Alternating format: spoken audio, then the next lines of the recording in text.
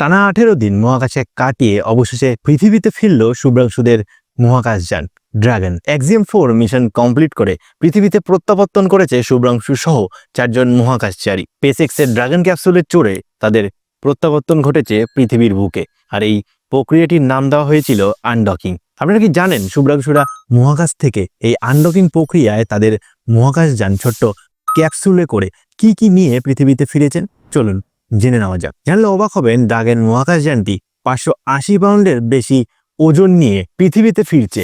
কি ছিল তার মধ্যে? তাদের ক্যাপসুলের মধ্যে রয়েছে নাসার হার্ডওয়্যার, কম্পিউটার প্রোগ্রামিং এর নানান তথ্য এবং নানান খুঁটিনাটি, যেগুলো তারা এই 18 দিন মহাকাশে থেকে পরীক্ষা নিরীক্ষা চালিয়েছে। তাদের এই টানা 18 দিনের পরীক্ষা নিরীক্ষার মাধ্যমে আমরা উন্মোচন করতে পারবো মানুষের প্রযুক্তির দিকে আরো কি করে বেশি অগ্রসর হওয়া যায়। তারা মহাকাশ থেকে মানুষের জীবন ও প্রযুক্তি সম্পর্কে নতুন দিক উন্মোচন করবে এরকম তথ্য নিয়ে ফিরছে, এমনটাই আশা করা যায়। মহাকাশযানটি মহাকাশের আবর্জনা এবং পরীক্ষামূলক সরঞ্জাম বহন করে পৃথিবীতে ফিরে আসছে, যা আইএসএসকে অর্থাৎ ইন্টারন্যাশনাল স্পেস স্টেশনকে পরিষ্কার রাখার পাশাপাশি তাদের কাজের দক্ষতা এবং কাজ করার ক্ষেত্রেও অনেক সাহায্য করবে। এক্সিম-4 মিশন হলো বেসরকারি মহাকাশ মিশন, যা আন্তর্জাতিক সহযোগিতায় একটি উদাহরণ হয়ে থাকবে। নাসা থেকে শুরু করে ইসরো এবং বিভিন্ন দেশের বহু নামকরা বিজ্ঞানীরা এই মিশনের সঙ্গে যুক্ত ছিল, এবং বিজ্ঞানীদের জ্ঞান আরও আগামী দিনে বৃদ্ধি হবে এই মিশনের মাধ্যমে। এই অভিযান ভবিষ্যতে চাঁদ এবং মঙ্গলের মতন গভীর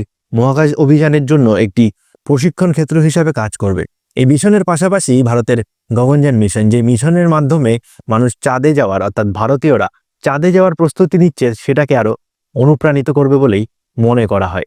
কেমন লাগলো ভিডিওটা কমেন্ট করে অবশ্যই জানাবেন। ভালো লাগলে ফেসবুক পেজ এবং ইউটিউব চ্যানেল সাবস্ক্রাইব করে দেবেন।